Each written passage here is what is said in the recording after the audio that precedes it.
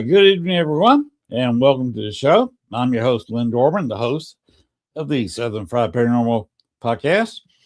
We have had a previous series so far of having guests that will be going to the New Orleans Paracon, who I don't know, it's my name that gets cussed every time Christopher Talley writes a check.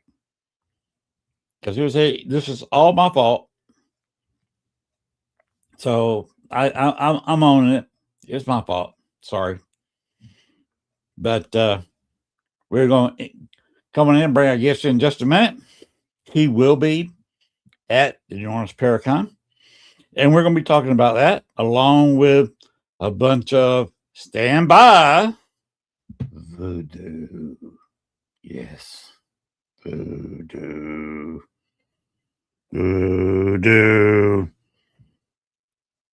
But let me tell you a little bit about him first. He's locally known as Papa Zaar, published author, Voodoo Priest, and founder of the New Orleans Vampire Association. As a master reader and spiritual worker, Voodoo Authentica of New Orleans Cultural Center and Collection, he calls upon his deep connection with the dead to bring comfort and insight to clients from around the world on a daily basis. That is going to be our guest tonight. Gwen, let's go ahead and open the door on this show.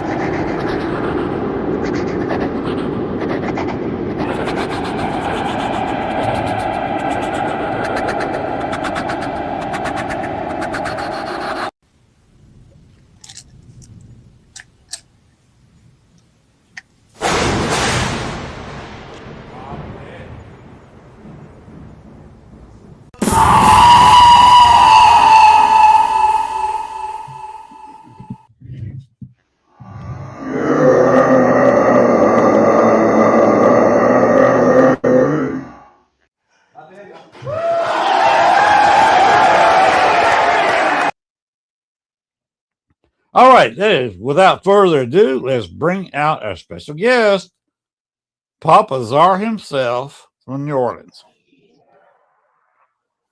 Hello, everyone. How are you? I am doing just great, Papa. How are you doing? Like every good vampire, I'm out here in the night air on the front porch watching people pass. Okay. Are you in the French Quarter? No, no, no. Who? Please, no. Please, no. I live about a mile away from the French Quarter. Okay. Cool. Close enough to smell it, though. I think everywhere in New Orleans is close enough to smell it.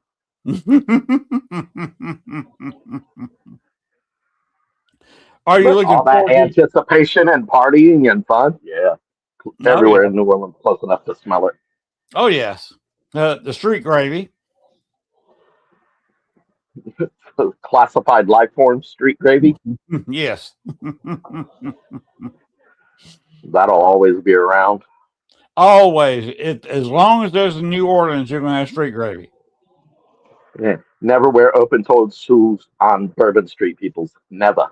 Never. Chris and I have been talking about this since we started last spring, talking about this Paracon. about how no open shoes and no No bare, open shoes. especially. But every day you see somebody down there barefoot. Especially in Jackson Square. No. No. Too many mules and horses walk down for me. Well, there's also a little known thing. Marie Laveau cursed the city in 3 ways, and all 3 of them were to bring people back to the city. And one of them is to walk barefoot through Jackson Square. Mm-hmm. So, yeah, watch where you walk barefoot around here. Would you like to talk a little bit about yourself? Because I am not familiar with you at all. And I'm not that familiar with voodoo. Finally. Okay, no. Usually people research me. All right. So first and foremost, let me get this out there in the open. My physicality and my spirituality are 2 separate parts of me. My physicality, I am a sanguine vampire, means I am a blood drinker. My spirituality, I am a voodoo priest. Traditionally speaking, I am a New Orleans traditional voodoo priest. So, yeah, I've got 2 books out. One of them is just on basic protection spells, shielding techniques, and magical wards. And the other one is about my path in voodoo. Okay, where are these books available? You can find them on Amazon.com. You can find them at Voodoo Authentica, which is in the French Quarter. For those of you coming to the French Quarter, you can find them. I think there's a couple other shops and stores that carry them now. Will you be having some at the con? I'm going to try to have some at the con, yes. Because that will be cool to get an autographed book from you. I'm going to try to have some at the con, yes. All right. Now, you're supposed to have some kind of opening ceremony at the start of the New Orleans Paracon. Can you give us just a hint? Well, it will be, that would be Brandy Kelly's domain. She's the one setting it up. She's the one going to have all of us there for the opening ceremony. Different priests and priestesses from Voodoo Authentica that all work with us. So it's going to be probably standard opening ceremony. We'll open the gates to spirits like Ilegua, Papa Legba, Ishu, Exu. These are just different gateway spirits from the voodoo traditions. We're also going to call on spirits to help protect. So you might hear us sing to somebody like Dambala or Ogun. You might also hear us call on Oya for change and transition, just to kind of keep things running. But yeah, lots of good stuff. Is there going to be a problem if people are taking video of you doing this? No, people take video of us when we do our annual Voodoo Fest right out in the middle of Dumaine. All right. I just wanted to be sure. Because you know that's going to happen. Yeah. Every year for Halloween, we put on a one-day ceremony that's all information. We have speakers, we have musicians, and then we end in a full ritual right in the middle of the road. There's always people filming that. So, are you going to be back on my show on the 30th? I don't know. When I have all of Voodoo Authentica on here, supposedly. Possibly. Just depends on what's said, when said, and what I'm doing. All right, that's going to be Thursday before the Paracon, 2 weeks. Yep. And I will be there. I'm not going to be here. You're going to be at the shop? I'm going to be at the hotel. At the hotel. Okay. So you can pass on to the rest of Voodoo Authentica that what I'd like to do is get together with everybody that's going to be there that wants to be on the show, doing it live at the hotel. Ah, All of us sitting together and do it in a space where anybody who's staying in the room block that Christopher Talley got, and they got a room through Christopher Talley, can come in front with a live audience. oh, that would be fun. I think it would be mega fun. This is the first time Gwen's heard of this, and she's probably in her little room at home with her mouth hanging open saying, "Oh my God, what kind of check is Len writing for my account?" You done put her on spot. Yes. We're going to be using her internet and throwing it up live like we are this show. Except we're going to do it live with a studio audience. Very good. With me sitting right in front of you saying, "Hello, I'm here." Now, to the people who don't know much about voodoo, like me, I'm not a practitioner. I know nothing. Can you tell us a little bit about the history and how you got started in this? Ooh. History, basic history of voodoo in New Orleans. 1718, we were founded. 1719, the first two ships directly from Africa hit our shores. With them came the Orisha. 1784 to 1804, when the Haitian Revolution took place, the city of New Orleans expanded by 10,000 Haitians, and with them came the Loire. It was reputed to be the original Dr. John, teacher of Marie Laveau, who incorporated the two systems to create what is now colloquially known as New Orleans voodoo. So you have an African tradition, you have Haitian tradition, you have Catholicism, and you have indigenous practices all thrown together to create a whole working system. And it works. That's a basic history. Yeah, it works. And how did you get into it, and how do you approach this voodoo? Let's see. The long and the short of it. Working in a church, my turn to preach. Interracial couple came in. Head priest was a bigot, so he snatched my sermon out of my hand. He said, "Here, preach on this." I looked at the first line, and it was, "The Tower of Babel teaches us."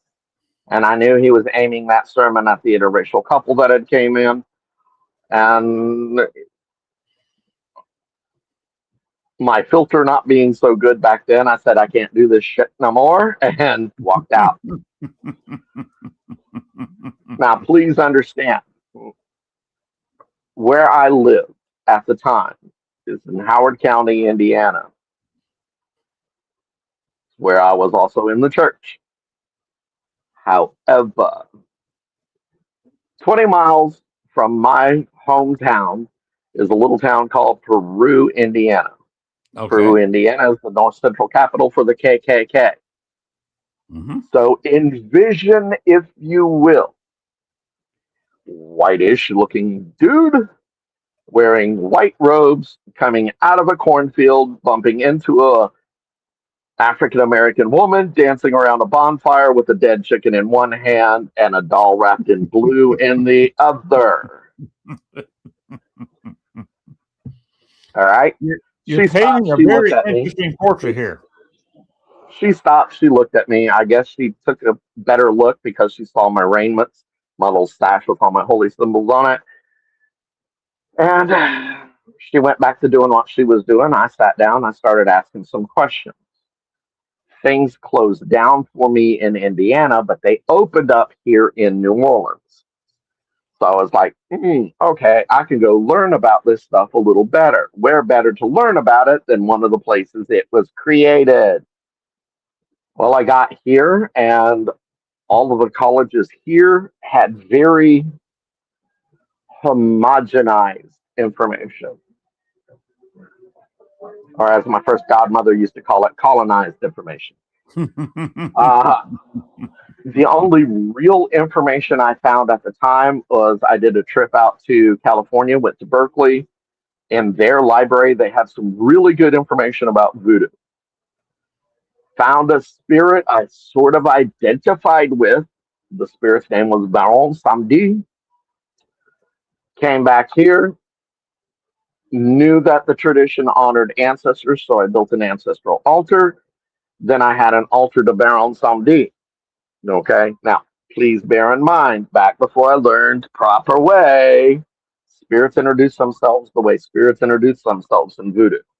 Some people bump into the spirits first before bumping into actual voodoo. But I was doing my own thing for a whole year. And then I'm doing a reading in Jackson Square. And this woman sitting across from me, watching me finish up this reading. And then she comes stomping over, little woman about 5'3", comes stomping over. She said, "Your daddy done told me I got to teach you the right way now." I was like, "I don't know who you're talking to. I ain't spoke to my dad in a few years." She said, "Not that daddy." Oh. And things just sort of clicked. So that became my first godmother in traditions. Mm-hmm. Later on, after doing my own thing for a while, it's 2007, and I'm approached by two individuals. One of them, Mambo Brandy Kelly. The other one is Dr. Glover, who became one of my direct teachers. They asked me to do something for Lundi Gras 2007. Mm-hmm. And I've been a part of the Voodoo Authentica family ever since then. Wow. And you were in California at the time when you started learning No, about this. I was here. No, Okay. I was here. I went to California for a trip, and that's where I Okay. found the information. Then I came back here. That just going to California to learn information about voodoo just does not sound normal. I don't know. Is there a voodoo, or is that just where the information was? Or is voodoo a little bit going on in California? You'll find voodoo throughout the United States in several places. Oh, really? Okay. Oakland has a really big community. Oh, really? Yeah. Oakland was where Louisa Teese, she's the author of a book called Jambalaya. I suggest if anybody wants a Voodoo 101, they pick up that book.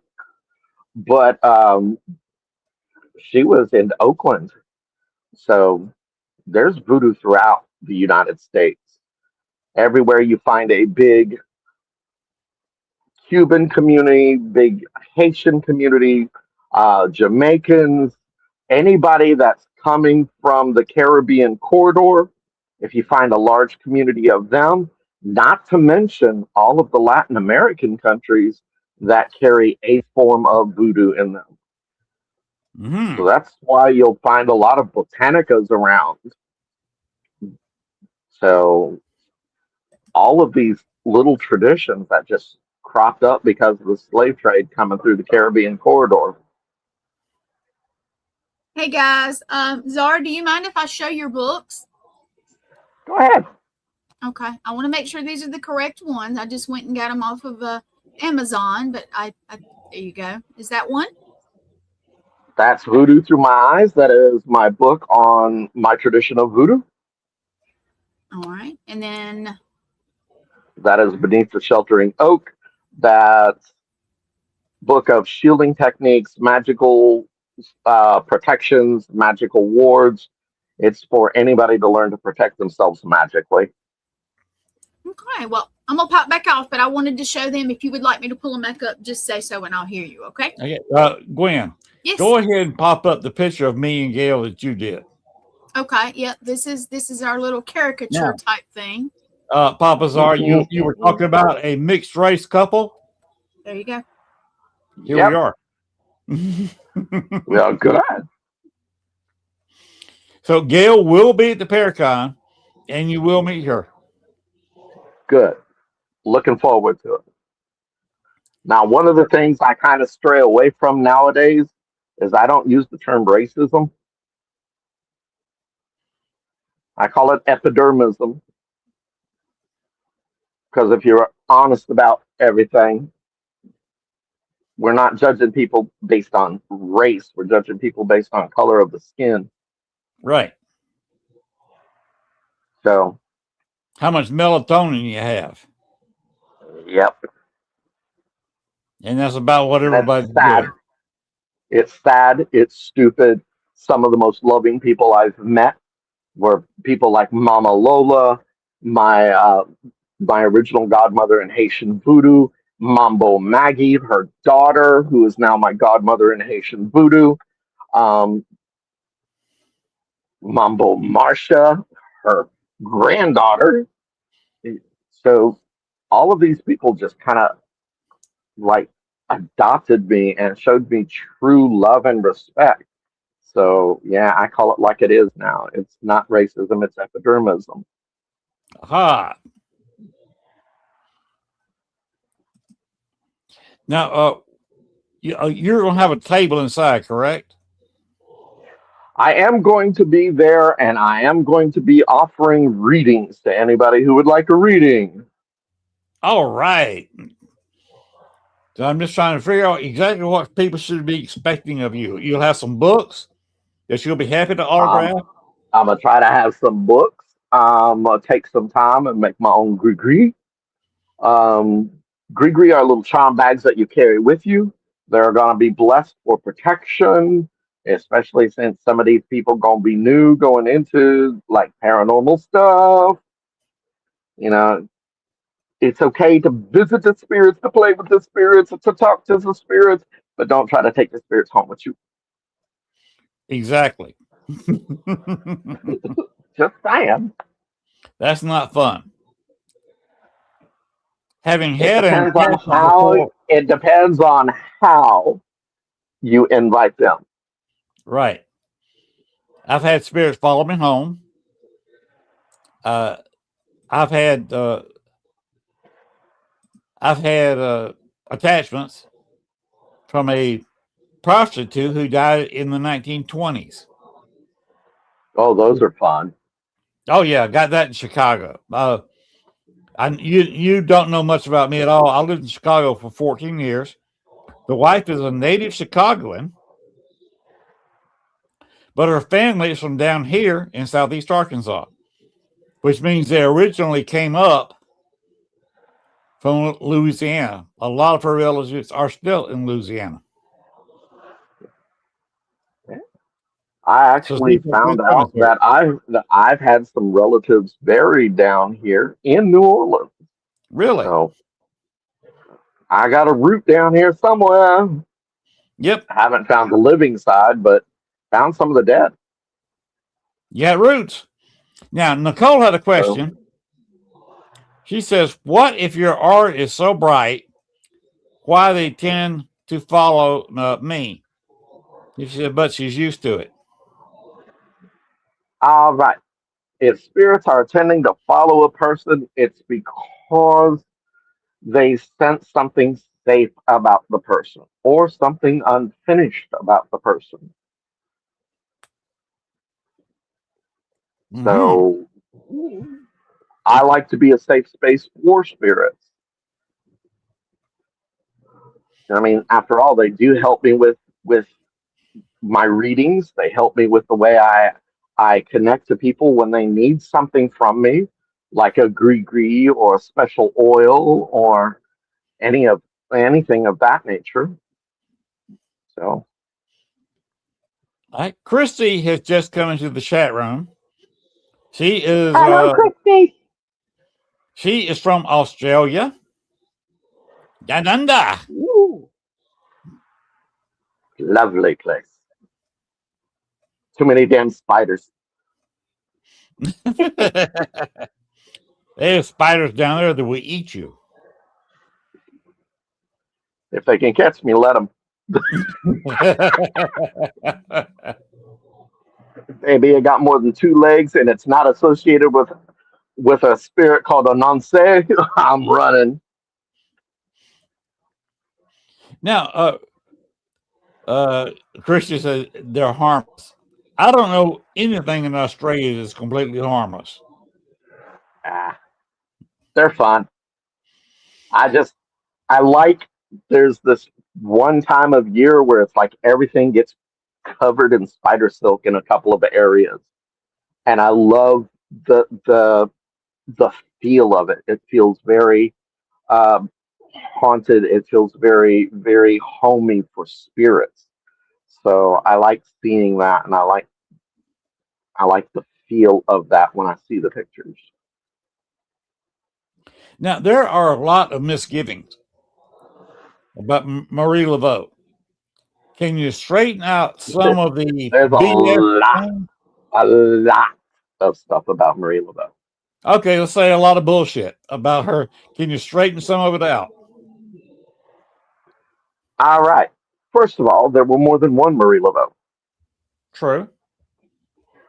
So you have Marie Laveau, who worked with Père Antoine, who was the priest at the Basilica, which is the church in we call St. Louis Cathedral. But she would go and she would minister to the sick, the poor, the dying, the imprisoned. Depending on which side of the slave trade you were on, she was either famous or infamous. If you were a slaver that she would buy slaves from, she was infamous. If you were one of the slaves she freed, she was famous. Marie Laveau made it so that we could practice openly. We didn't have to hide during the time where a lot of people were hunted down for that kind of stuff throughout the whole country. She never left. So what you saw on American Horror Story, Kevin, Davis, no. She was not a mambo. Mambo is the direct initiate of Haitian tradition. Marie Laveau did not leave New Orleans to initiate in Haiti. There are good books about Marie Laveau, one by Martha Ward, one by Carolyn Morrow Long, and there's even a more anthropological study of Marie Laveau done by one of my god sisters, Dr. Ina Fandrick. But yeah, there's a lot of real good information. And then you have books like by Robert Tallant, who write historical fiction that have nothing to do with Marie Laveau. Gotcha. So if anybody wants to go back and slow this video down, that's a lot of reference material you can go read. So I appreciate that information. Nicole had a question. Are voodoo and vampires about the same thing, I guess, or something different? No. Remember what I said at the start of this. My spirituality and my physicality are two different things. The only place that voodoo and vampirism traditionally meet, right here in me. That's just you, and you are unique. I think I am the only actual vampire that's an initiate in a tradition of voodoo. So okay.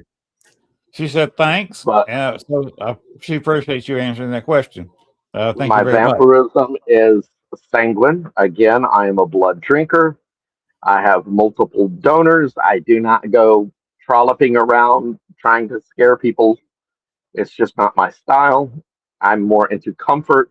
So you'll probably see me in jeans, cargo pants, or t-shirts mostly. So yeah, I'm not chasing nobody.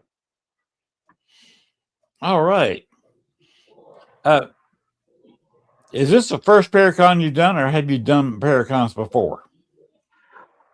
This will actually be my first Paracon where I'm taking the whole time to be at the Paracon. Hmm. So I decided I was going to take that whole weekend off and just be available. I wanted to enjoy some time with people who shared my interest in paranormal activities. I'm kind of an amateur when it comes to this sort of thing, but I've been to several places. I've even worked with Chris and Jen um, to do some spotting and come up with some situations. So yeah, Okay, here's Nicole back. She would love to interview you on her show and is welcoming me back also. So you may be hearing from Nicole Gaspard about appearing on her show. She's a well, good host. Nicole, talk to Gwen. Gwen, you have my permission to give her my contact. Okay. So there you go, Nicole. You're set up. And call me after the Paracon, Nicole, and I'll see about appearing on your show. Also, as I'll be having a lot to talk about what happened during the Paracon. I will let you know the last 2 weeks of October and the first solid week of November. You won't get me. Halloween, Everything, what else are every you doing? let's see. I will be at a ball called Dark Gift Alliance, which is a vampire ball here in New Orleans. I suggest if people want, check for ticket. Okay, come see how the vampires party. But there's also other parties like the Anne Rice Ball, the Endless Nights Ball. These are just different vampire balls that are just located here in New Orleans. Uh, but also, my tradition of voodoo, we kind of incorporated Diez de los Muertos into our tradition because we do have a lot of, um, since I became a priest, we do have a lot of uh, Hispanic people that have joined my particular house. So we incorporated some of their traditions to help them feel more at home when we're dealing with the dead. So we have our Fet Gere, and then um, we go into Dias de los Muertos. We do the whole All Saints and All Saints Eve and all of it. All right. Is there anything special you do on Halloween and, of course, November Yeah, 1st and 2nd? Can you explain that, please? Halloween Day, you will find me at one location and one location no matter when Halloween falls. I will be at Voodoo Authentica at 612 Domain as part of Voodoo Fest, which is our annual celebration of all things voodoo. We have speakers. We've had like Louisa Tish, we call her Yaya. That's her priesthood title. Um, we've had Priestess Ava K. Jones, Mambo Maggie. Um, we've had Mama Lola in the past, Dr. Glover in the past. So we have a lot of people that will come just to talk about voodoo and how it kind of developed throughout the country. Um, we also uh, have one of my very favorite people come in. His name is Bruce Sunpai Barnes, and he talks about how music was influenced here in Louisiana through the slave trade, and he does some of his own work. Um, but yeah, it's a high o time.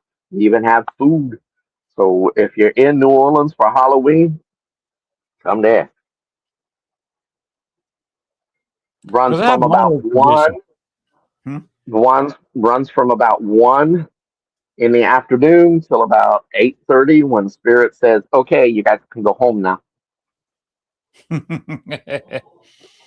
On Halloween, I usually go in for every, trick or treat and whatever. Then on November 1st, there's a small, not visited cemetery right down the road. and I go put flowers on all the graves. Very good tradition. And I'll go on November 1st, 2nd, and sometimes the 3rd. I'll go and I'll pick a grave and I'll clean it. We have a very good organization down here called Save Our Cemeteries. They go in, and for those that haven't been tended in a while, they'll go in and try to clean up the stuff and help out.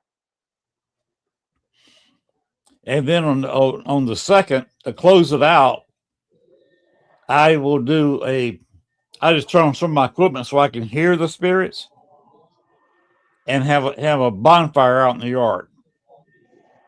Welcome the spirits in to come gather around the bonfire, and we can talk. I got a couple of apps that I listen to, just to kind of check out where the spirits are around me. But it's kind of funny. I don't know if you know him. There's a gentleman named Howard Petrie down here. Yes, I know Howard. Yeah, well, he did a little something at Voodoo Authentica one time, and everything was kind of going slow. And I said, "Here, let me light this up." And I went over to our Gede altar in Voodoo Authentica, and I did a little offering to the Gede. Now, my tradition of Voodoo, Gede is two things. Capital GHEDE is the spirits that guard out for the dead, but lowercase GHEDE is the spirits themselves, the dead themselves. So I went over to the Gede altar. I did a little libation, and one thing led to another, and it's like everything lit up.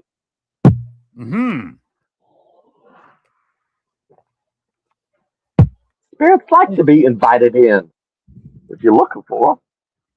Yes, and a lot of people don't want to ghost hunt in their homes, but I have another show I do by myself where I'll open up a communications portal live, and let's see what happens.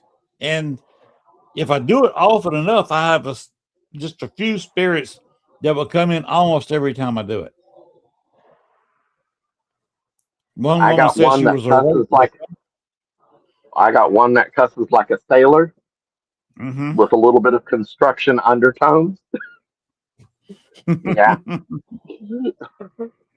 So yeah, I've got like 3 different children that roam through my house. I have a couple of spirits that I invited back with me because people were trying to displace them. But yeah, I invited them in. They've become protectors of my home, and I enjoy it. I sleep a lot safer now than I did 20 odd years ago. I ask them to stay away from the bedroom because a lot of times the wife is sleeping by this time, and I ask them to stay away from them. I have one who wants to get a little frisky. If I go, I'm usually here in the den. If I go into the living room, she'll come up and she'll try to caress me, and I hear smoochy noises coming over the speaker. I got one I call my bathroom bandit.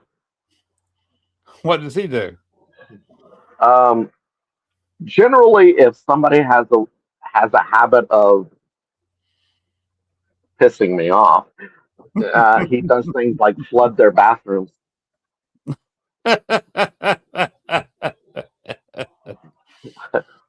I kid you not. The spirit, since I picked him up, has become so protective of me that if people mess with me, he will go and screw their bathroom stuff. Stuff up the toilet.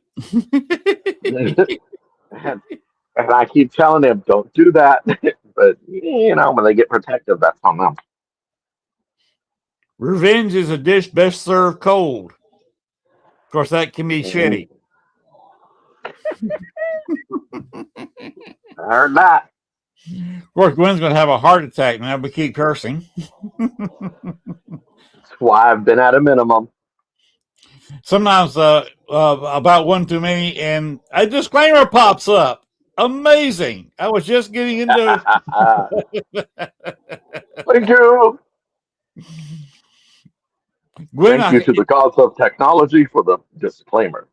yes, Gwen and I kid each other, but more often than not, we're on the same page.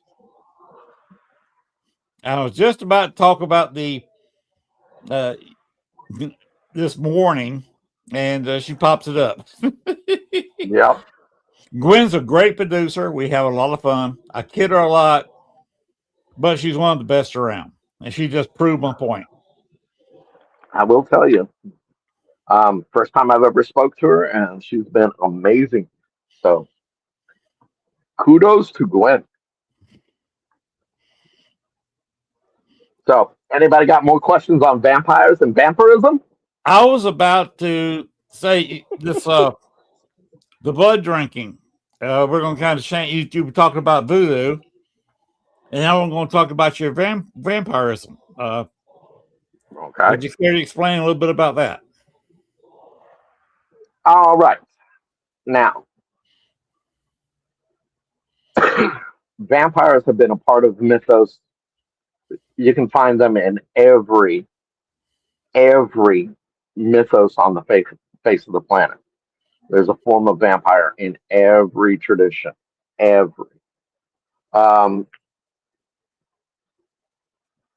am a sanguine vampire. It means I get my primary nutrition through blood when it comes to that. Yes, folks, I still have to eat regular food too. All right. But to define what a vampire is, we should define what vampirism is. Vampirism is a physiological condition wherein the afflicted, for lack of a better word, person is unable to produce enough of or any at all of daily essential energies, even if they're doing everything right, eating healthy, living right, they still don't produce enough energy to really get through daily functions. So it all comes down to the need in the vampire. My need is more physical in nature, thus the blood. But thank God, just did a television show called Rob and Ramesh, which should be coming out soonish. Haven't heard from them yet, but should be coming out soonish.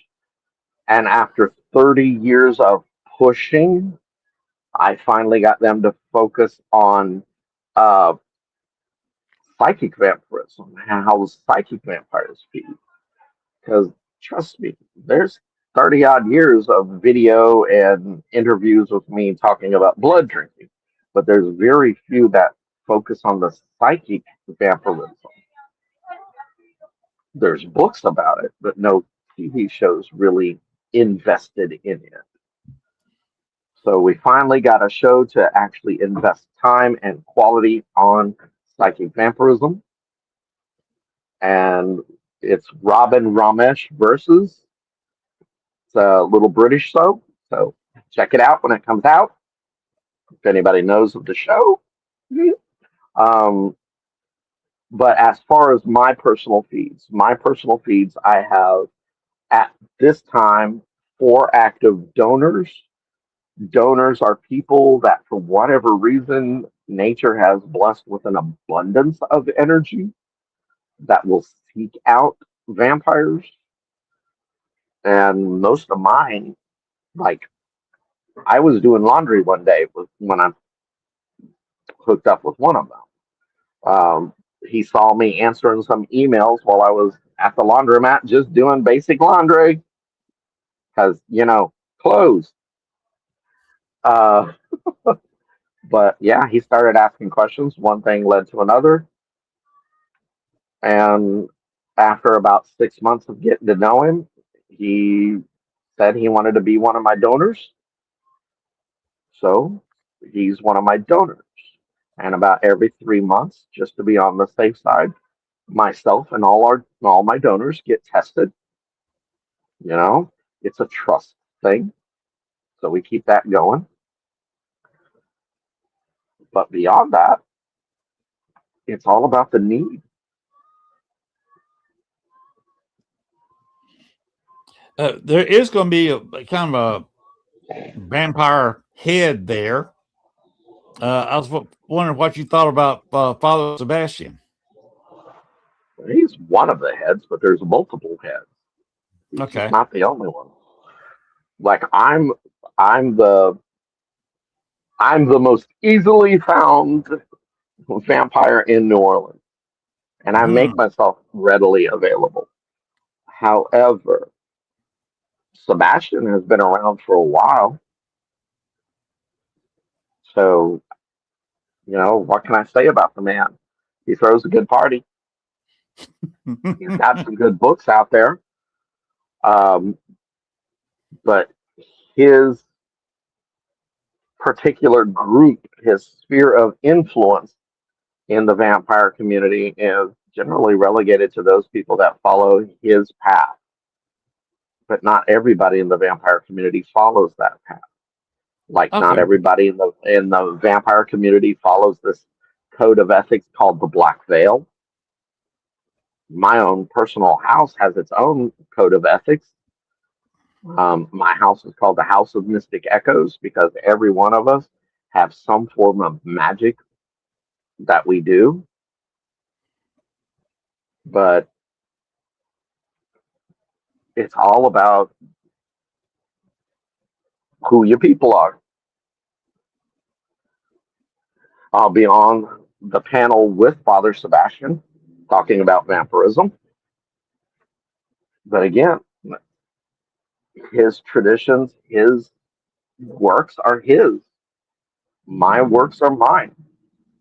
You'll get to see your perceptions from two different vampires. And it's not that we disagree. It's just our point of views are different. So there's some of the things we do that are just absolutely not connected. Well, I've been around fans of other things other than voodoo and vampires and the paranormal. And you've always got those people who get along just fine, but their points of view are slightly different. And it's, I like the fact you brought up the two of you get along and are going to be on a panel together. That kind of gives me a warm feeling about both of you. There's even going to be another person that's a part of the vampire community that's going to be on that panel. And we have different views, but we get along great. I'm sending people to her shops all the time. So, I think where people get it wrong is we may have heated discussions. We may have different points of view, but the adults in us are actually, the adults in our community are actually going to sit down and continue to share their point of view, whether they agree or disagree. All right. And like every community, you have those members that just don't want to play adult. I've seen that quite often. And I've seen it in every community I've ever been a part of. Gwen, since we were talking about Father Sebastian, can you go ahead and throw up the bat video real quick?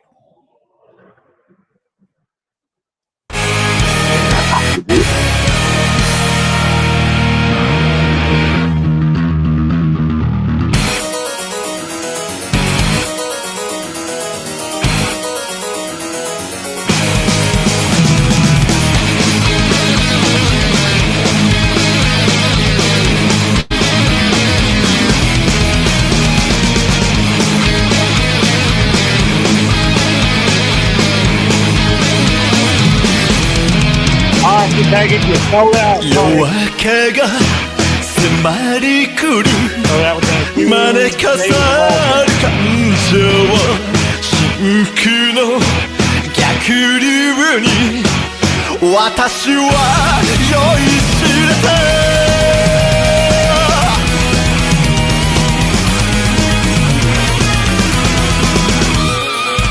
心臓から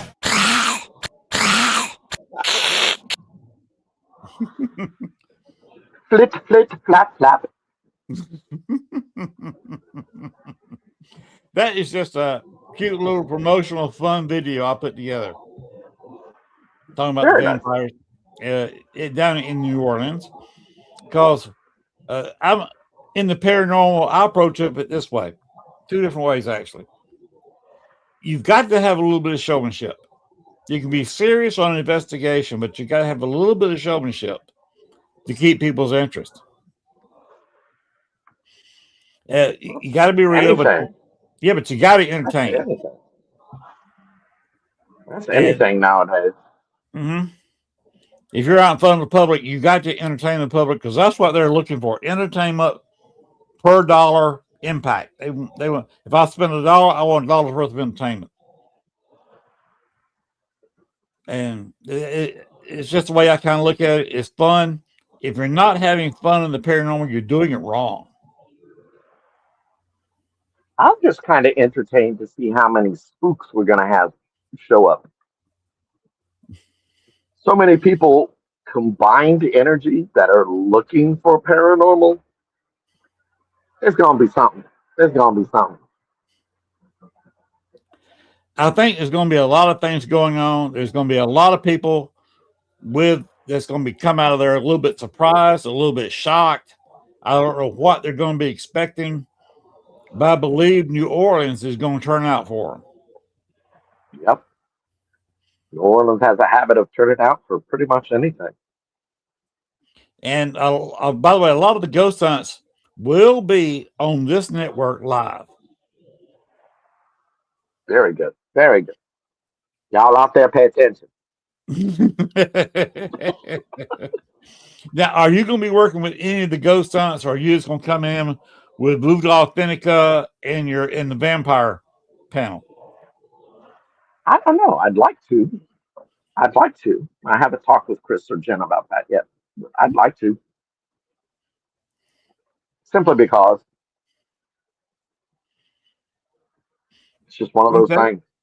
Something I'm interested in, something I've always been interested in. I've recognized from an early age, I've believed that spirits existed, and nobody, not even seminary, was able to take that out of me. So, you know. I run into that a lot here up here in Arkansas.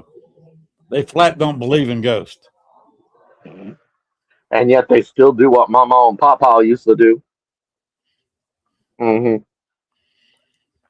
One of the first things I did when I got here, I talked to somebody at the courthouse, and we wasn't even unpacked from moving from Chicago yet. And I was doing an investigation of the local courthouse. I live outside Star City, which is the county seat. My air conditioner just popped on, so now my hair is all over the place. And come to find out, there was a crime committed 25 years before Star City was incorporated. And a man stole some horses and cattle out of Pine Bluff, Arkansas. Came down here because there's a big creek and a bayou that run together. So he had plenty of water, plenty of grasses to feed on.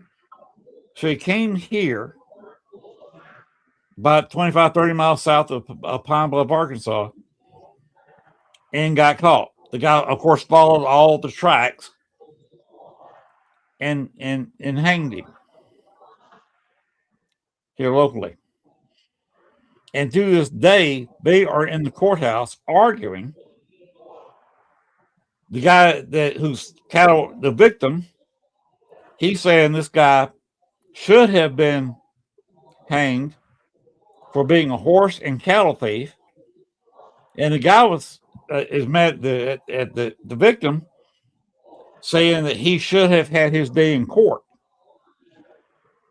And to this day, they're in the courthouse looking for justice. Even though they're both dead, been dead years, they're both still looking for justice because there was no official trial. That happens to lock in. And I had about 15, 20 people coming in and watching me do this ghost hunt. But then nobody in this town believes in ghosts. Like I said, and yet they still do what Mama and Papa used to do. Mm-hmm. That's just a quick little story backing up what you just said. So I see it every day. now, just for those of you who were wondering, I run an organization called the New Orleans Vampire Association. Mm-hmm. We set it up as a round table, so there's not really one specific leader. It depends on the projects and who runs what project. I'm the overhead for all of our homeless outreach projects. I deal with the homeless a lot. 3 times a year, I take food out to Jackson Square and I feed anybody who's homeless, hungry. I don't care if you're an artist. I don't care if you're look, I don't care if you're a musician, artist, tarot reader, homeless dude just walking through. We've had everybody from people in barely any clothes because they can't get clothes to 3-piece suits come through our lines and eat. We feed anybody who's hungry. But it started off with just the homeless. I started that in 2005. This year makes 21 years of me doing them. But it's all donation run. So everything that comes through monetarily, we also got an Amazon list now, but it can all be found on the New Orleans Vampire Association.org website. Gwen, can you show up Christy's last comment? There you go. That's an important saying right there. What? I can't read that. It's too small. It's humans like you that society needs more of. Bless you, mate, for all you do for all of those in need. Thank you. Thank you very much. I originally started just as a way to honor my grandmother, and it just became a thing. So I'm going to continue to do it for as long as I can.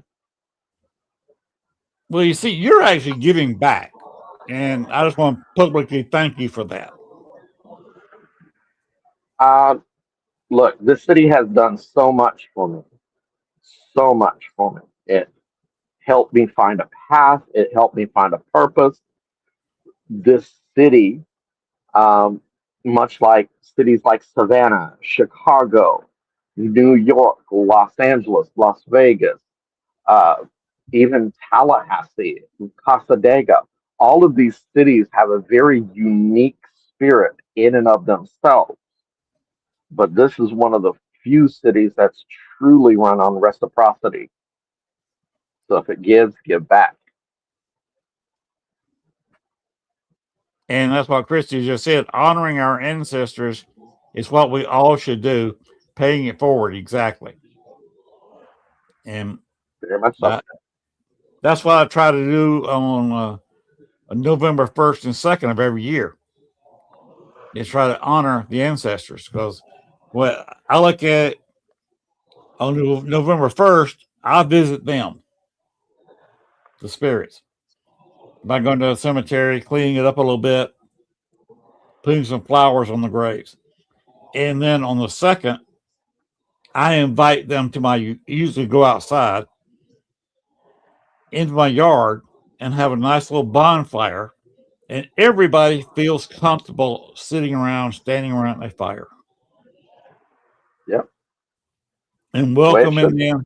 It's just kind of a communal thing. And they usually end up in a pretty good conversation. That show on November 2nd every year is a lot of fun, even though it's one of the things that drives Gwen a little bit crazy, is I have all these special shows. I like to do a special show on the anniversary of Bonnie and Clyde getting shot. I got an anniversary coming up this month on the 22nd is the anniversary of John Dillinger getting shot. And I showed some videos of a actual show that Richard Crow put on in Chicago. They're in front of the Biograph Theater and going to the alleyway where Dillinger was shot.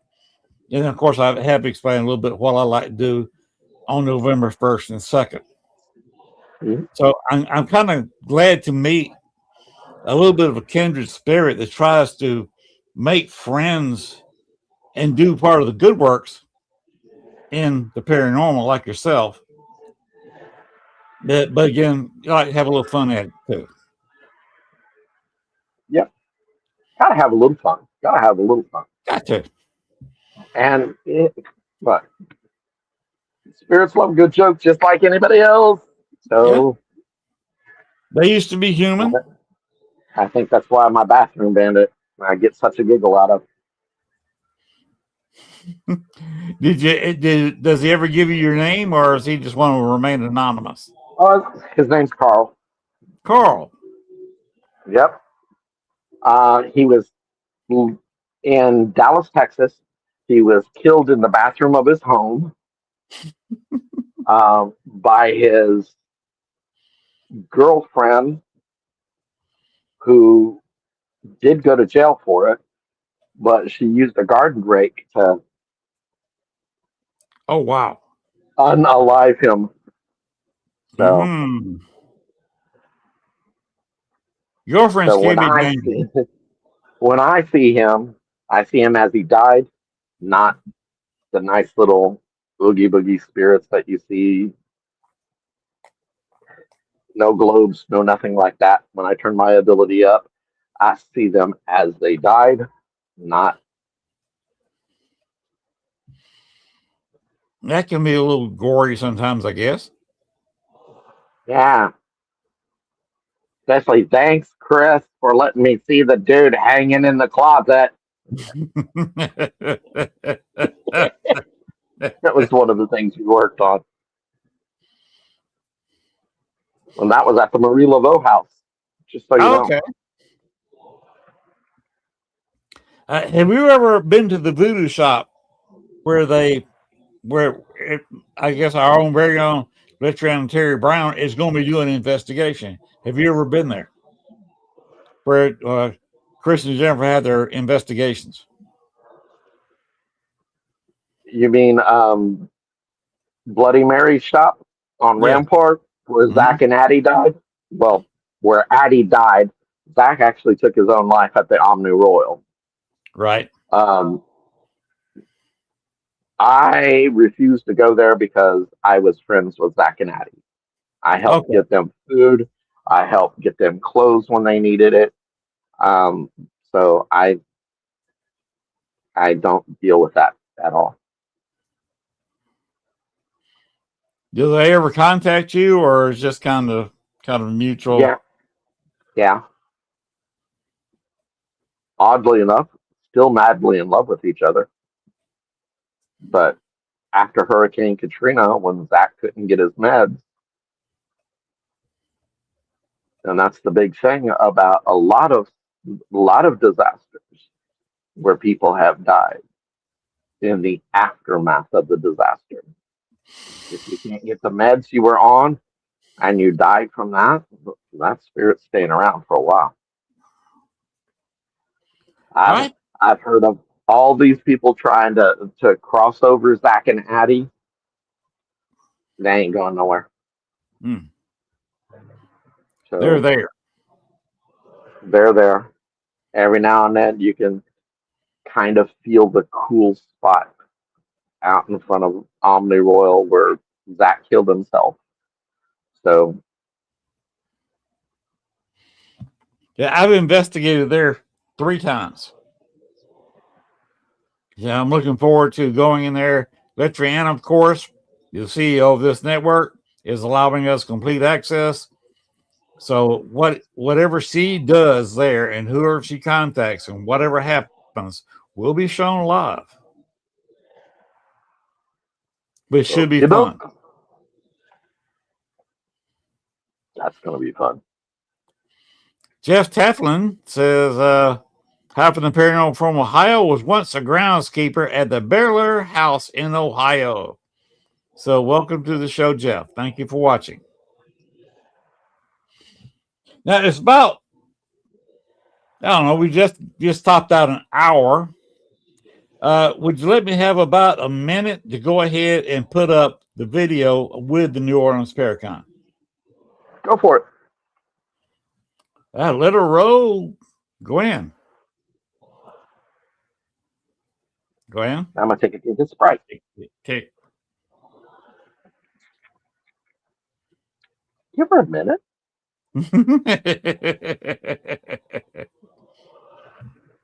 Oh, you're drinking Sprite. Yep. Sweet tea. I got that upstairs. Len, what were you asking me, honey? Because I heard you, but then it was echoing. What's up? Go ahead and throw up the New Orleans Paracon video. It's a shortened one, and so just over a minute long.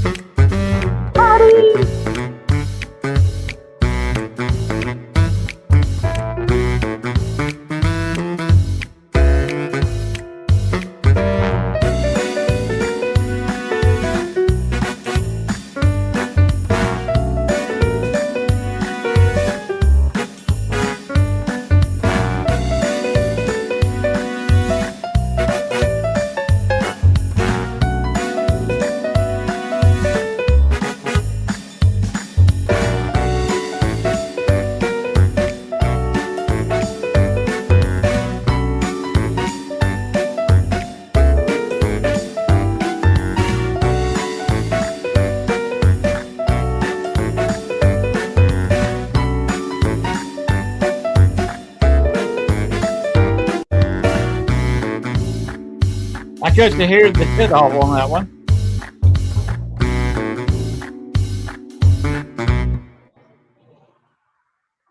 And there we go. That was a good one. Oh, thanks. It's just a little something I put together. I am not that great at doing videos. I'm learning. But learning it. By the way, I turned 70 last Friday. Is a slow process. Happy birthday. Thank you. So yeah, this gray hair has been earned over the years. As has mine. I'm 61. Well, wow. Oh, thank you, Nicole. What else do we need to cover? We got your books. They are available. Go ahead and throw the books back. More questions on vampire.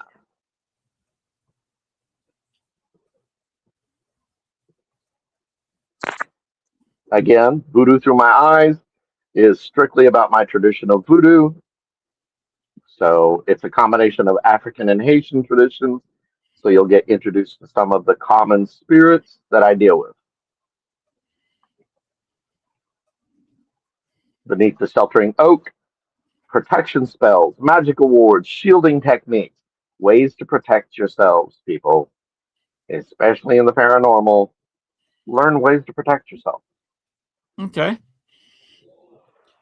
What is something we have not covered?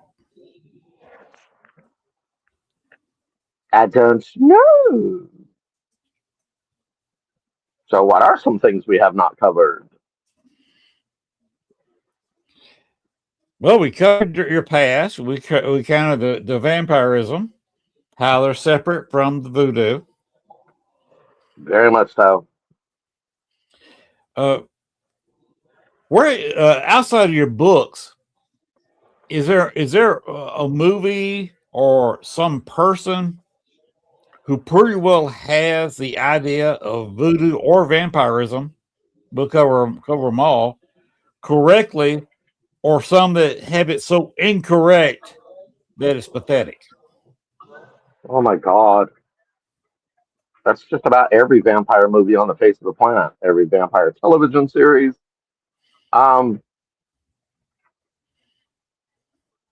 yeah, you want to see what we act like around each other,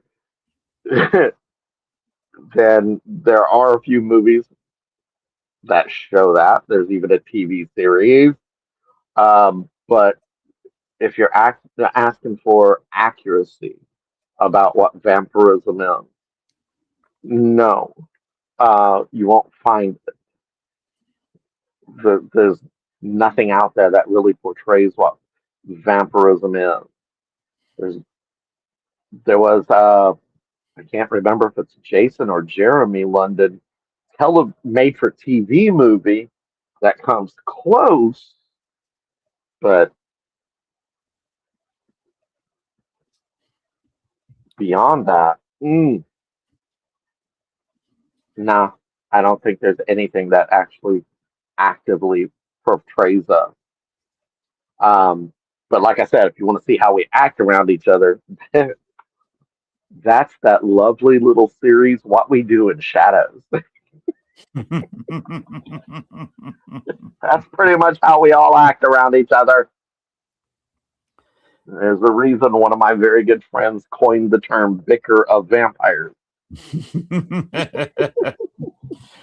It seems like y'all have a lot of fun. I think overall, what a lot of people don't understand is that once you awaken and once you come to terms with the fact that this is what I am, it does tend to lead to more enjoyment of self. So once I came to terms with the fact that, yeah, I am a vampire, and I awakened early. I started awakening at 11, and I was fully awakened by 13. Most vampires generally awaken later, like 16, 17, 18. So I was ahead of the game when that came up. But in all honesty, I didn't think, oh, great, superhero powers. No. For me, it was, oh, crap, something else that's going to set me aside from the rest of my family. Right around 11, I started noticing boys. I grew up around a very straight white Christian family, very Republican. So already heading into a different realm of things. Raised by a single mom. Most of my family was raised by two-parent households.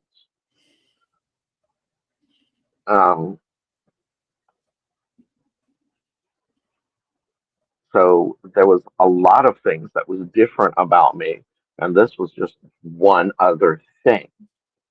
It didn't help that I was asking questions like, well, why don't you just call this prayer work magic when I was in the church as a kid? Because that's all it is. Light candles, say prayers, light incense.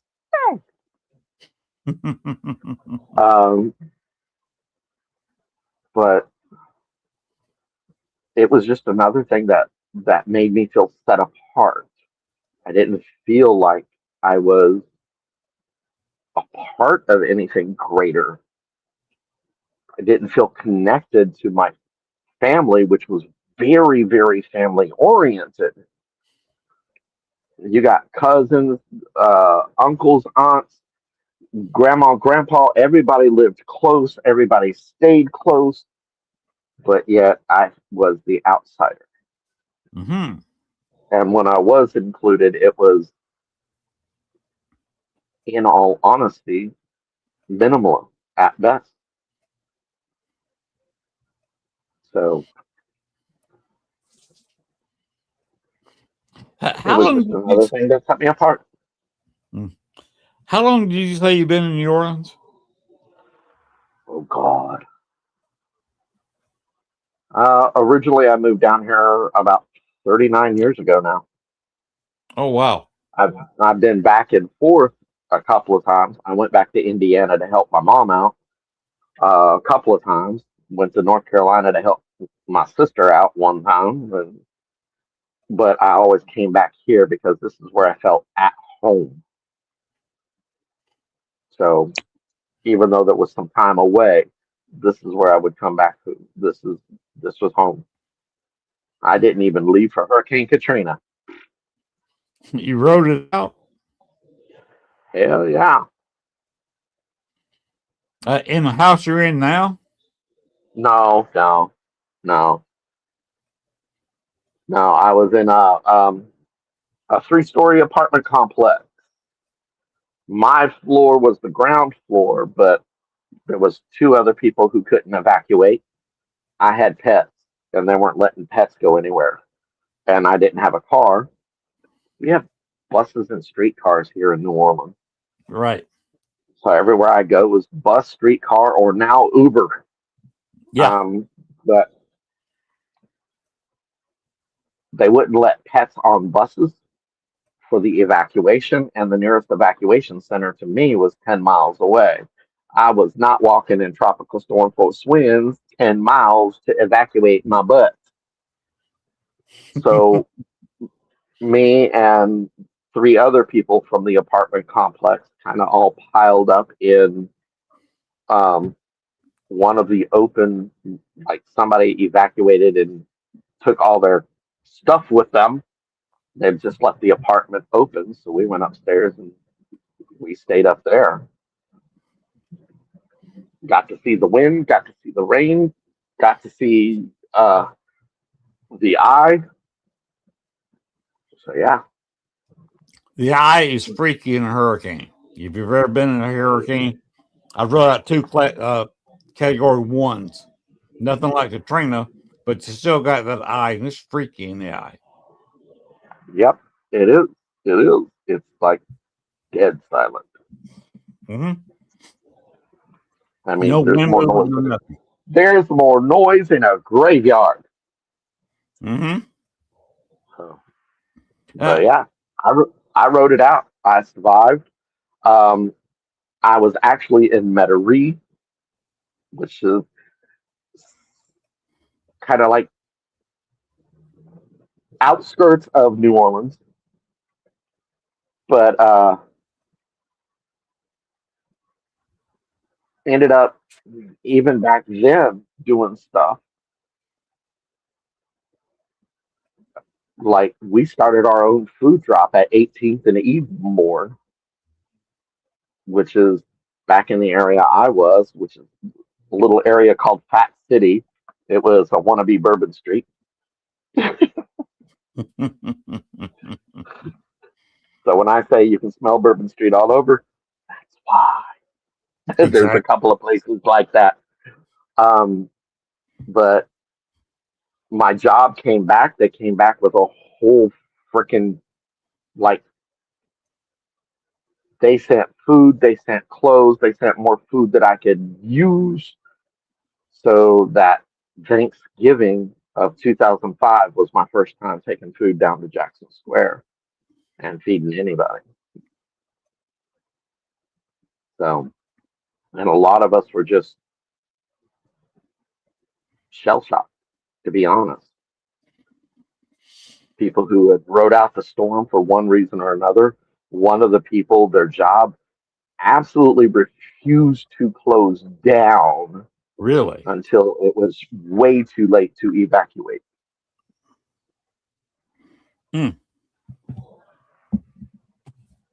That's not right. No, there's a lot of places like that, though. This is the South. There's a lot of places like that. Now, you different subject. You say you live just a little ways from the French Quarter. Does your house have any history? Like, when was it built? The house is roughly, the original piece of the house is 100 years old. The new piece is only about 60 years old. So there was an extension to this house. I live in a what's called a shotgun style house, which is a traditional house here in New Orleans. But it's been added on to. So the ghosts from the original house, they don't sometimes realize that the house has been raised. So when it's one of the kids from that family, you'll see their little head bob through the floor. Fun. It's fun. That could be a little bit disconcerting, I imagine. Not to me. I'm used to seeing stuff like that. Now, my nephew, one of my nephews is on the spectrum, and he senses them, but he don't see them. Mm-hmm. So he'll look at me, and he'll go, "Who's here?" And he'll always walk into the bathroom and go, "Carl, leave."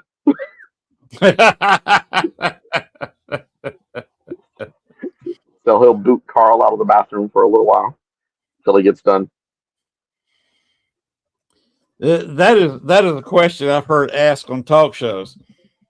When you're sitting on the toilet, what are you most afraid of? Me? Mm-hmm. Yeah, well, considering most men have their first heart attack on the toilet, straining. That's what I'm most afraid of. Straining. I keep reading material in the bathroom just for that. I was always horrified of a rat being in the sewer system and managing to get up into the toilet. Nah, that never bothered me. As long as it don't latch on, I'm fine. Yeah, if it bites anything down there, there's going to be an issue. Yeah. But I'm not afraid of rats or snakes or anything like that crawling up my sewer pipe. That never bothered me. Spiders. I've been bit by a few spiders a few times on toilet seats. That don't even bother me no more. But yeah, mine is straining. My fear is straining. So I try to make sure I don't.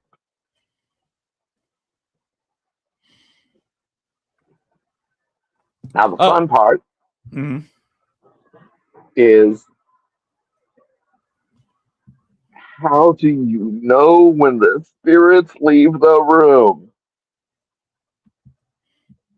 Oh, well, what I do when I run Echo Box, when I ask them to leave at the end of the session, all of a sudden they'll be quiet. I'll sometimes say, "You must leave now." And me too. In my house, the temperature will raise a little bit. Ah, okay. When the spirits are around, the temperature drops a little bit. When the spirits are leaving, the spirits it will raise a little bit. Now, about Voodoo Authentica. One of my favorite topics. All right, let's get into it. Where and when did y'all meet up, and how do you feel about working, and what do y'all do at the location? All right, Voodoo Authentica is literally Voodoo Authentica Cultural Center and Collection. Okay? Okay. There's a reason. Everybody that works there practices a form of voodoo. We've had representations from Paolo, Haitian voodoo, old root work, conjure style, which you may as well consider an offshoot of voodoo anyway, because it was created through the African slave trade, just not where Catholicism reigned. Anywhere Catholicism reigned, a form of voodoo was created. So this was created where Protestantism and the slave trade reigned. Okay? Now, that being said, a lot of the stuff we do is in-house. We do readings, we do spiritual cleansing, we make gree-grees, we do candles, we have our own Brandy has come up with her own line of soaps and Orisha candles and wax melts, and We have a whole host of things. We have locally made dolls. They're all made by practitioners.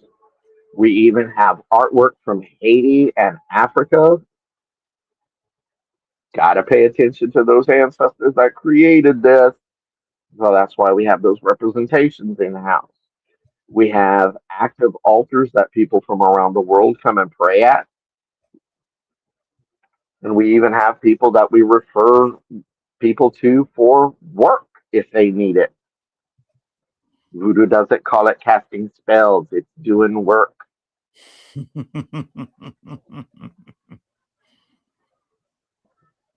So everything's there for the practitioner. Everything you need, everything you want.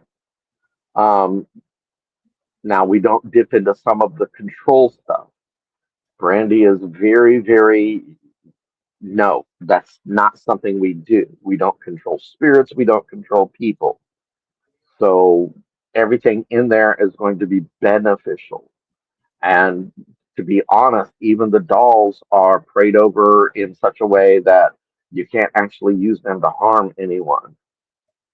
So even our enemy be gone stuff, it is designed to either push away somebody peacefully or to make them a friend. Either way, in that case, the enemy is gone.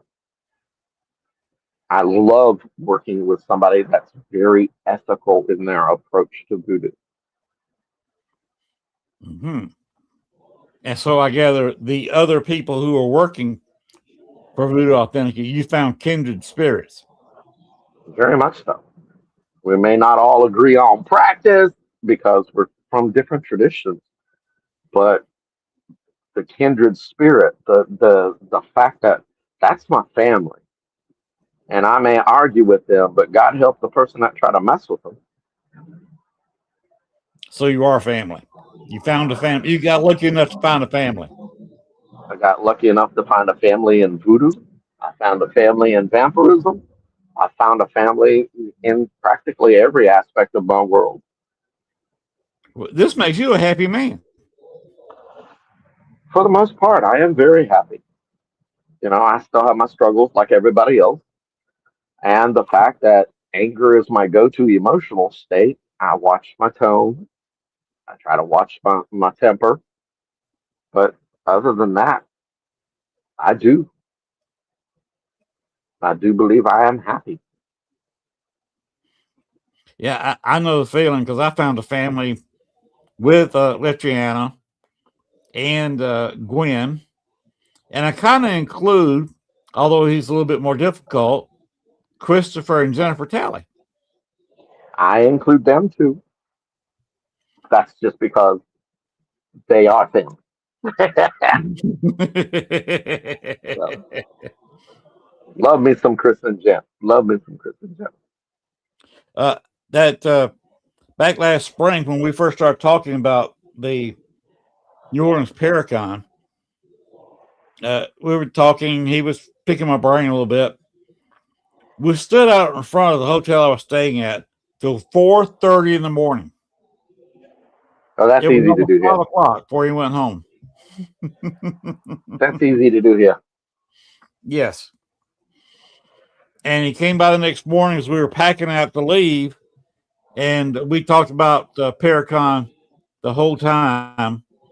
And when I came up here, it wasn't very long at all, where he called me up and said, "Len, I'm doing this," and started working in the New Orleans Paracon.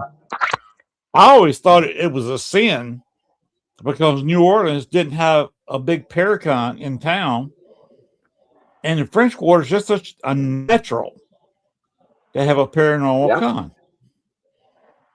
I don't know why it wasn't done before. Not only that, but New Orleans itself is at a crossroads.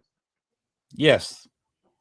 Are you talking about spiritual wise or talking about spiritual wise?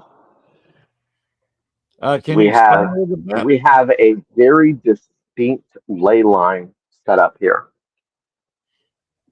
and it's all crossroads. I agree. When I was down there last spring, we went to Andrew Jackson, and I was just in there with a tour, And I was in, you've been to the Andrew Jackson before with Chris and Jennifer, hadn't you? I was in their closet, just opening my mind, had people there, so I was able to open my mind without worrying about it too much, and was just having an experience. And a kid was outside the room. He come up and asked Chris, "Who is Toby?" And Christopher said, I don't know. I've never heard a spirit named Toby. I said, okay, excuse me. He's one of mine. He was a friend I had in Columbus, Georgia, back before I moved to Chicago, that died about 3 years after I left Columbus, Georgia for Chicago. And that was actually his stage name. He was a DJ. His real name's George. But he come in as Toby to this kid. And that's why I agree with what you said about New Orleans being a crossroads. I compare it to Atlanta. In Georgia, they say that you can't die and get buried in the state of Georgia without going through Atlanta. And sometimes I think that's true for a lot of North America. You go through New Orleans sooner or later. It's you got the mighty Mississippi right there, which drains over 1/3 of the United States. And I think a lot of spirits do use it as a crossroads. Can you kind of go along with this? I would agree with that. Specifically because anywhere where there's going to be a river that touches so many different states, you're going to have that kind of a flow.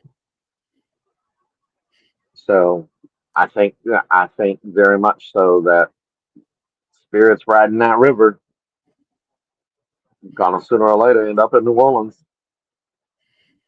Do you ever go out on the river and just kind of open yourself up and get that and feel what's going through? Often, I'm out at the river at least once a week, usually on Saturday before I go home. I leave the shop at 6 o'clock. I go out to the river for about a half hour to an hour, open myself up, and then I go home and I feed my boys. It's interesting to get out there on one of the river boats and just chill, just kind of fall into a kind of semi-meditative state and just open yourself up. And that's an amazing thing.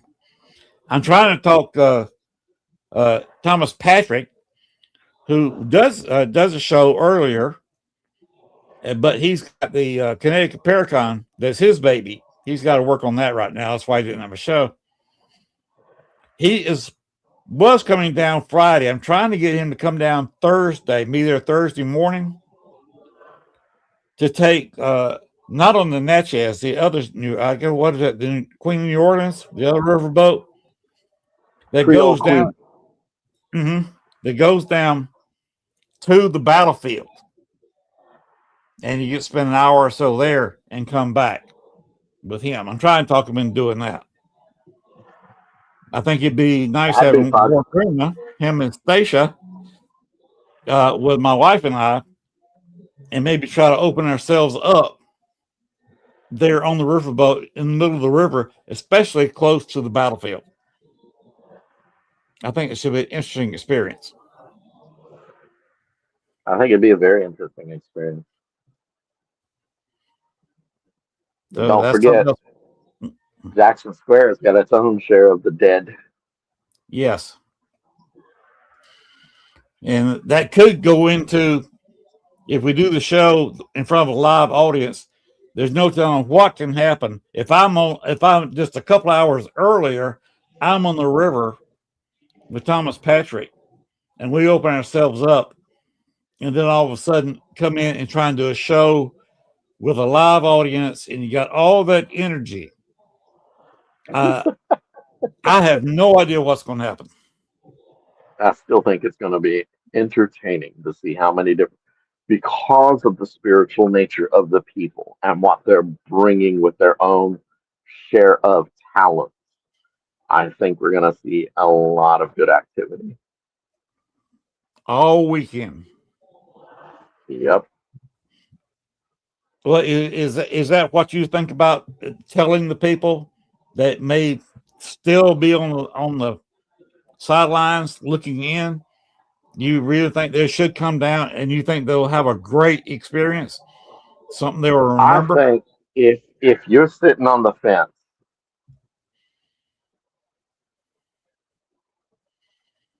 my grandma would say, ain't nothing good about sitting on the fence. Bring yourself down here. See what you got to see. See what you got to feel. Because a lot of these sensitives forget that they will feel this. So they're coming down here open to see. They forget they got more than five senses. Just saying. Feeling And the is spirits not just around like, here, spirits around here do get active. yes. You'll have spirits that reach out, and because you got long hair, they'll just stroke your hair just to see what the hair feels like. You got spirits that'll poke at you to say, "Hey, I'm here." You got spirits that may tug on your shirt to let you know they right there. Come down. Be open to all of it. But be aware. Don't try to take our spirits home with you. They don't like that. And don't try to run them off, and don't be mean to them. I really love those people that sit there and go, and I've cleansed this place. Sure. Right. 3 months down the line, when the activity starts back up because all you did was block their entrance, yeah, that's fun. Because then the spirit's angry. I don't, but my spirits are free to come and go as they please. I invite displaced spirits in all the time. I have little things that I've picked up, like I picked up some stones from Abilene, Texas. I had to go do something in Abilene. It was filmed, and ended up bringing some stones home with me because one of the spirits was displaced and angry because they were displaced. So now that they have a home, they're fine. They're fine. New Orleans is a magical place, very special place. And you're talking about on a crossroads. We don't know how long it's going to survive. Some geologists or world climatologists said it may not be here in 100 years. Some people saying not here in 30. Because if say the New Madrid fired off along with global warming, even on this But hill that I live on. It's not just that. The whole Mississippi River is a fault line. Yeah. People forget that. And we've had earthquakes an hour above us and an hour below us. So, there's been earthquakes here in Louisiana. So the fault line's active, but, is what it is. I'll be here until the lights go out. Yeah. Are you going? I'll assume you're going to be buried down there. No, I'll be cremated. I want my ashes spread along the river. Cool. I want some of them planted in Jackson Square, but I want my ashes spread down the river. Gail and I want to do the same thing, except instead of spreading on the river, we're just going to have our ashes spread here on our property. So we become part of the land, and we're always here. Because you knew My sister passed 2 years ago, and she's in some water. We got her in a biodegradable, and put that out. And there's some wildflower, some natural Louisiana flower seeds that were incorporated into her urn. And as it degraded, flowers sprouted. Interesting. So I want some of my ashes spread. You can put me in an urn like that and bury me in Jackson Square. So Jackson Square is a beautiful place. it's where I've done a lot of rituals to calm spirits. Because believe it or not, Jackson Square was the central hub of the city for so long. It's where the slave trade was originally, slave auctions were originally there. Executions took place in Jackson Square. And even when the French and the Spanish bounced ownership back and forth, it's all because Jackson Square was that central hub. And a lot of people just don't realize how much energy is just there. That's why a lot of people take pictures there. I think even the people who are not into the paranormal feel drawn there. And I think it's just the power and the energy that's there even attracts the so-called non-believers. Yeah. I like how you said so-called. I'm talking about these people who whistle as they walk by a cemetery. I'm like the old Appalachians, never whistle at night. I ain't no way. Look, my ceiling, my ceiling above my porch is still Hank blue. Okay, so yeah, no. I'm like those old Appalachians. No, I don't mess. I don't whistle at night. Now, one of the fun things, well, couple of little things that I've personally experienced. We have a legend here about a person named Jacques Saint Germain. Okay, now here's the deal: Jacques Saint Germain, the legend, doesn't fully incorporate that he was a vampire. Okay, it's surmised or assumed because all his bottles of wine were filled with blood. However, there are times where it gets really foggy down here, and there will be people that talk about a man in a a trench coat that is around 5'3", 5'4", that will ask for a light, and he will say, "Nice knot for Jack." And if you look, he'll disappear. So, and I bumped into that energy, that spirit, that whatever you want to call it.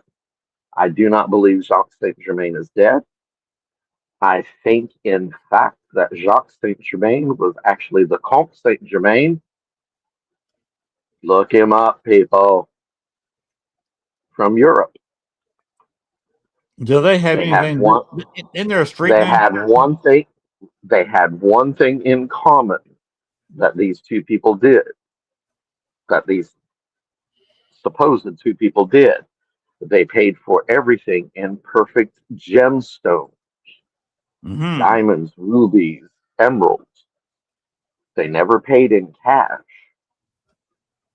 And they were never seen eating. They were always seen with a drink. It was said that Comte Saint Germain actually figured out the Philosopher's Stone. So, in there a street there named Saint Germain? Is that named after them? I believe there is a street named after the Comte Saint Germain, but what you need to be aware of is that his house is in the French Quarter. So Okay. that's the fun part. And it's right across the street from LaLaurie Mansion. Oh. So that's always fun. You got people that are out there telling people that the LaLaurie Mansion is a dead cell. Mm-mm. No, it's not. It is not a dead cell.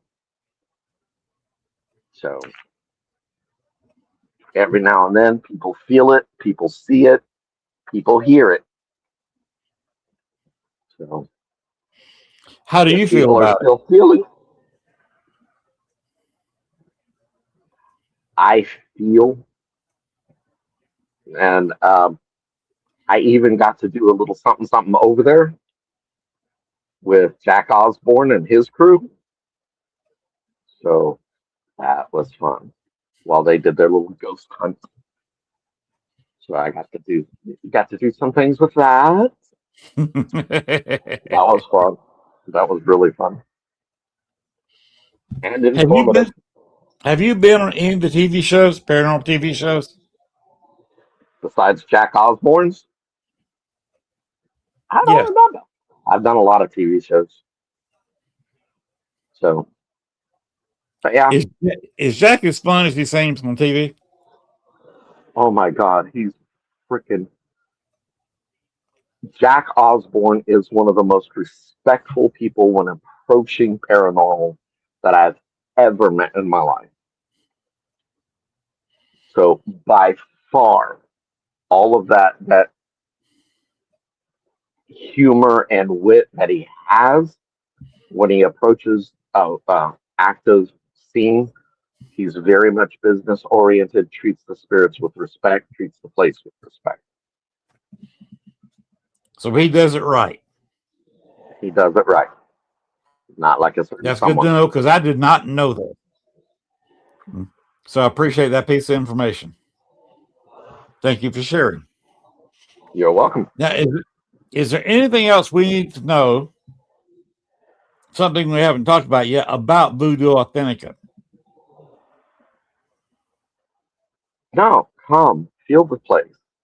We like to maintain the altars. We like to maintain the presence. If you're a sensitive, be aware you will feel something when you walk in.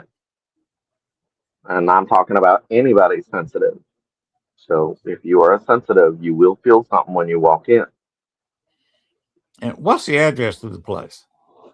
612 Rue du Maine, right in the heart of the French Quarter. We're literally a block off Jackson Square.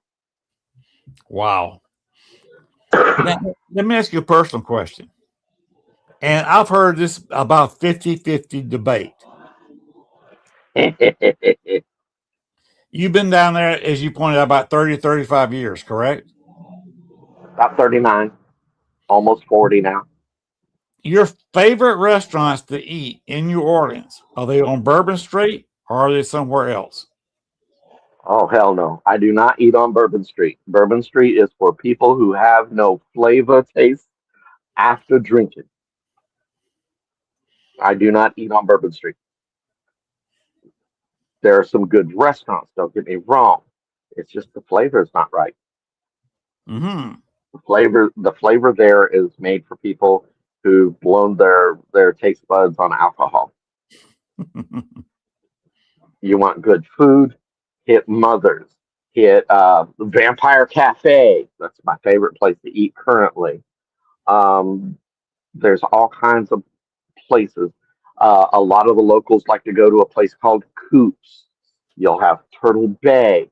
You have Court of Two Sisters.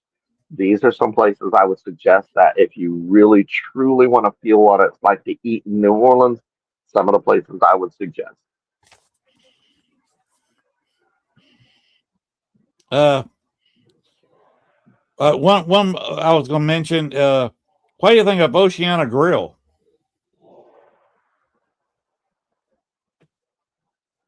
What in the tarnation? I avoid it at all costs. The only Okay. real good thing that was there is the crawfish cream sauce. Um,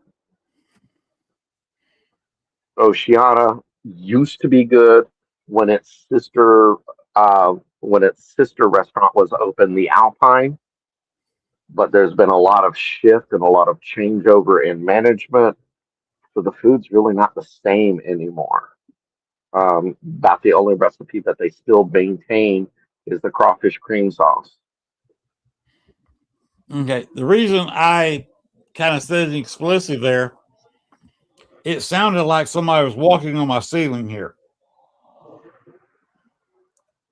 taking a Probably, few steps when I asked that question.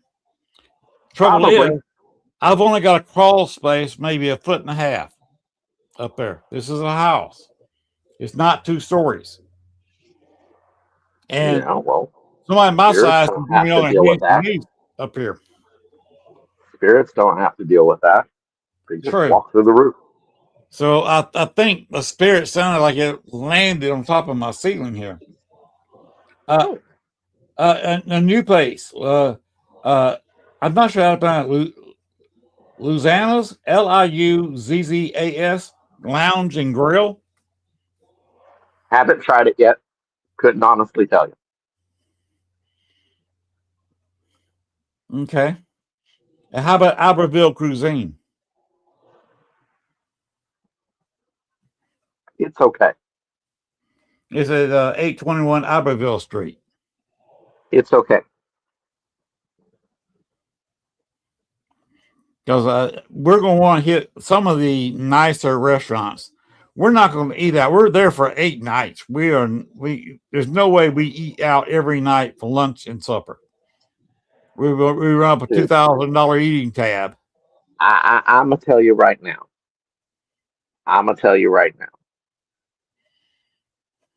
There's a little store called Rouse's in the French Quarter. It's a little grocery store. Get you some little something, something. Make you some sandwiches. There is a little grocery store that's been there for a lot of years. Over there, let me get the name of that hotel. Wow. There's a few grocery stores actually in the French Quarter. Yeah. This is actually in the French Quarter. It's very close to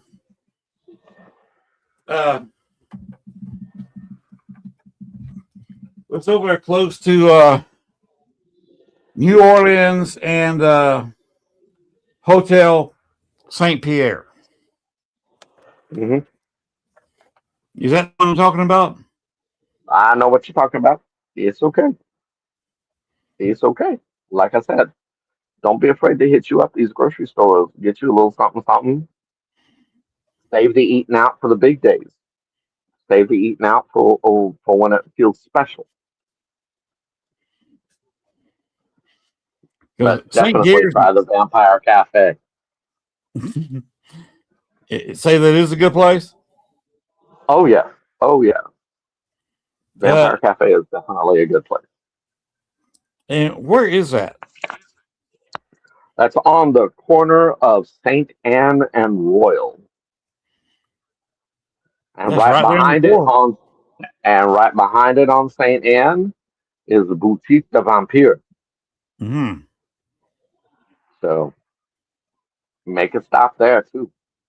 So they're around the corner from each other, but they're actually back door to back door. Back door to back door.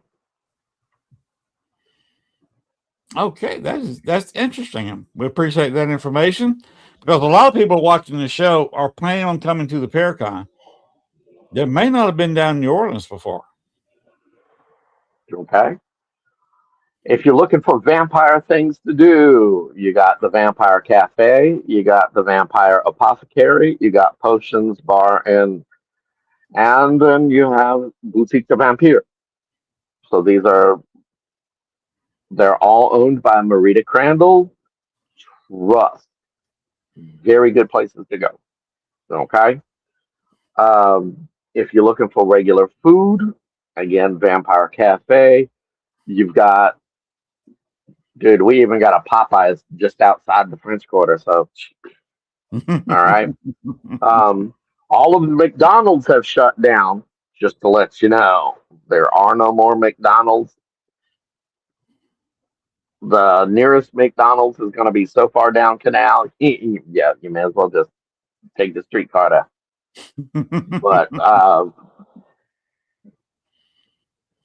if you're looking for decent meals, you got Coop's Place, Turtle Bay. Again, Court of Two Sisters. These are some really good places to eat, have some decent food, and not so overpriced that you're going to feel like you're walking out without half your wallet. How about Napoleon House? I like Napoleon House for what it is. I go there about once, twice a year, but I do go there. If you're looking for like decent but not pricey, you got Johnny's Po' Boy. If you're looking for a true muffaletta, go to Central Grocery. That's where they were started. You may as well pick them up there. And of course, everybody wants to pick up a beignet. Ooh. Touristy, Cafe de Monde. Locally, Cafe Beignet. Cafe beignet local. Okay. So I A lot gather of the locals you go like, to Cafe Beignet. you like Cafe beignet better. Yep, I do. A little bit bigger, a little bit more flavor.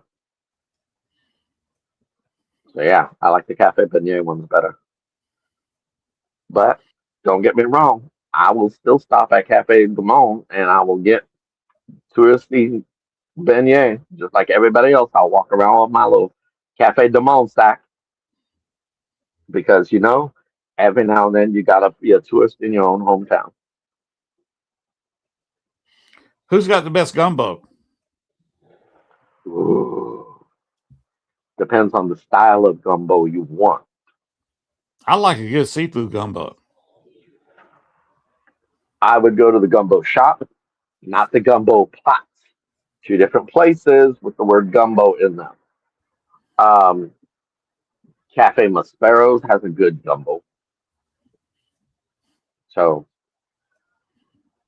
Cafe Maspero's versus Pierre Maspero's. Two different restaurants, but Cafe Maspero's has the better. And if somebody wants some crawdads, I personally do not care for the taste, but if they want some good We don't crawdads, call them crawdad down here. You want to call them crawdad. You've been in the creek too much. Okay. Yep. If you really want to find good crawfish, you're gonna have to go to someplace like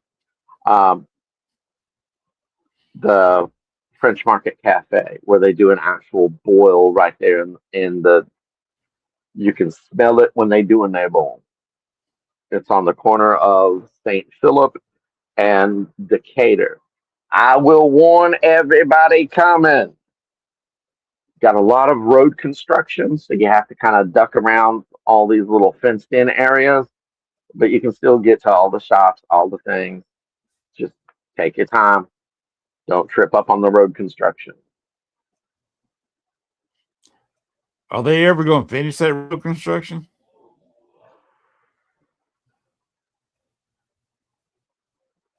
No. Look, they paved all the roads in the French Quarter for the Super Bowl. Then, as soon as the Super Bowl done, they went in and started digging up all the roads again. No, they're not going to be finished. Bureaucracy has that one. But I do like the fact that Helena Moreno's come in and straightened all of them out, though. So there's going to be a lot less. obstacles hopefully soon. Oh, you said something about the Lord Mansion. Have you ever? You said you spent some time there, especially with Jack Osborne. Did you see or feel anything there? Yes, that's why I said don't believe that. The people that are out there saying it's a dead cell, don't believe it. Do not. Mm-mm. Because I was thinking, I stood out in front of it. Even Jack said they found stuff. Now there's a couple of places that have been sealed off spiritually with selenite, but even they said they found stuff. So I stood outside of it. I have not been inside of it, but it just gives me a chill just standing outside of it. There's something there. of course, there's still dead bodies buried in that ground. Of course, there's something there. And I'd advise people be careful opening yourselves up in that neighborhood. And I would again, advise that as well. If you have apps on your phone, I'd rather open them up than open self up in that neighborhood. yes, agreed. Because it's. I always got, I kind of want to brush myself off when I walk by the place. Voodoo, we cup our hands and we push everything behind us. So there's some voodoo things I do when I go by the place. And if I have to go by the place, I'm usually traveling with some like Florida water as well. Kind of cleanse all that negative off of me because it still reads very negative to me. Yes. Yes, and I do something similar, having never seen you talking about the voodoo, but that's kind of what I do. Kind of cut my hand, go down my arms, top of the head, maybe down the neck a little bit, just trying to brush that stuff off me. It's good practice, especially for any of the energy workers out there. All right. Would you believe we've been here for 2 hours and 4 minutes? Yes. So I appreciate you being on. Gwen's going to come in here. She's going to, she normally tries to cut it down after about 2 hours. Okay. But you're I'm a great good for guy. that. We have carried 2 hours of show, and that's more than I can ask of anybody. So I really do appreciate you coming on the I show hope today. people found it informative, and I hope they got as many giggles as I did. Because what's the good of living this life if you can't enjoy it? Exactly. Does Voodoo Authentica have a website? Yes.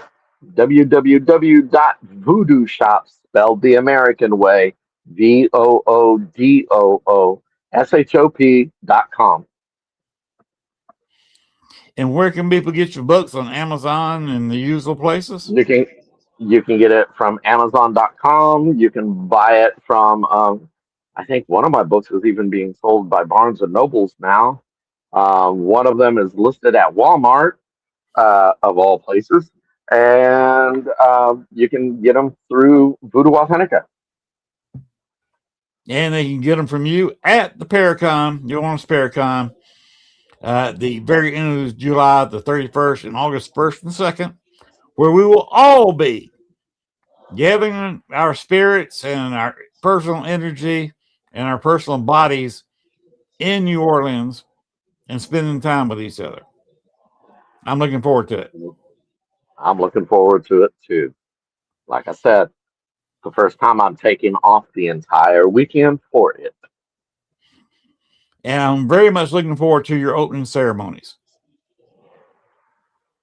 Very much looking forward to that too. It's going to be a lot of fun. All right. Anything else you want to say to everybody? No. Well, one thing.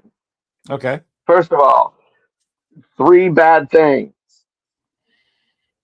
Vampires. Look, stick a stake in anything's heart, it's dead. Holy water gets me wet, does not hurt me. And garlic is great for the blood. So, okay. It's also And good in spaghetti also, sauce. if you want, you can go to New Orleans Vampire Association, spelled completely out.org, and hit that donate button. We could use all the donations we could get, babes. All right. Well, like I said, I really appreciate you coming on. Appreciate your last thoughts there. Anything else? Nope. I wish everybody a beautiful evening. All right. I Now, can if you see want, stars out here. all right. Now, if you want to hang around a little bit, Gwen and I'll probably do some chit chat after the show. Just don't leave the room. Okay. Yeah. And Gwen, if you want to come in here, if you got any questions or you want to go ahead and wind her up, I think 2 hours is long enough.